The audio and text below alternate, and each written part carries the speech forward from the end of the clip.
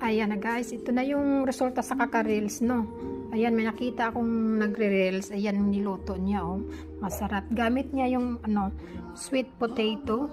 Tapos, pinamash niya. Nilagyan lang niya ng, ng butter. Ayan. Ito na yung format. Tapos, gumawa kami ng sesame balls. Ito na yung resulta. Tapos, i-fried natin to. Okay, let's go.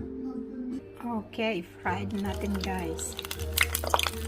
Ayan na guys, ayan, by the way, first time ko itong gumawa nito, na gustuhan ko lang at saka gusto ko i-try kasi mukhang masarap yung pagkagawa niya. So ayan, lagyan pa natin isa, lagyan natin dito.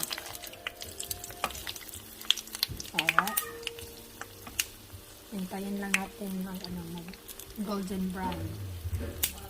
Alright guys, thank you.